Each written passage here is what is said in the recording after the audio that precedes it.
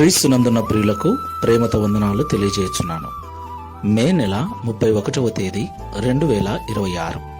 ఈరోజు దావీదు గారి ద్వారా దేవుడు మనకు చేస్తున్న వాగ్దానం ఏమిటనగా 66వ కీర్తన 20వ చరణం.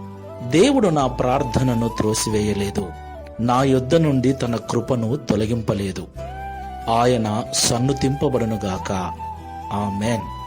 నా ప్రియమైన సహోదరి సహోదరులారా, మనం ఆరాధించే దేవుడు కృపా సత్య సంపూర్ణుడు, కృపగలిగిన దేవుడు.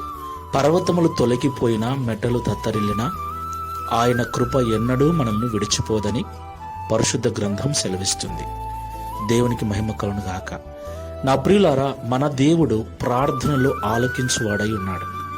మనము చేసే విజ్ఞాపనలకు మనం పెట్టే మరొక ఆయన చెవియొగ్గి మనకు సహాయము చేయు దేవుడై ఉన్నాడు. దేవునికి మహిమ కలుగును గాక. ఆయన మన ప్రార్థన ఎన్నడూ త్రోసివేయడు.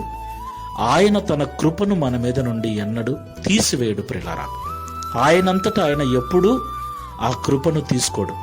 ఒక్కసారి ఆయన కృప చూపితే అది వేవేల తరముల వరకు నిలిచి ఉంటుంది. అయితే మనమే మన అవిధేయత వలన, మన అజ్ఞానం వలన, మన యొక్క అపరిశుద్ధత వలన, ప్రార్థన లేమి వలన దేవుని కృపను మనమే పోగొట్టుకుంటూ ఉంటాం. దేవుని కృప మనల్ని విడిచిపోయినప్పుడు మనం చేసే ప్రార్థనలు దేవుడు అంగీకరించడు. కాబట్టి ఈ మాటలు వింటున్న ప్రియ సహోదరి సహోదరులారా, ఎట్టి పరిస్థితుల్లో కూడా దేవుని కృపను మనం పోగొట్టుకోకూడదు. దేవుని కృపను వ్యర్థముగా మనం ఉపయోగించకూడదు. దేవుని కృపను పాపానికి మనము కారణం చేసుకొనకూడదు.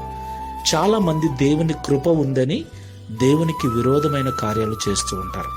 ప్రియులారా, దేవుని కృప మేలు కొరకే గాని కీడు కొరకు కాదు. Download ShareChat.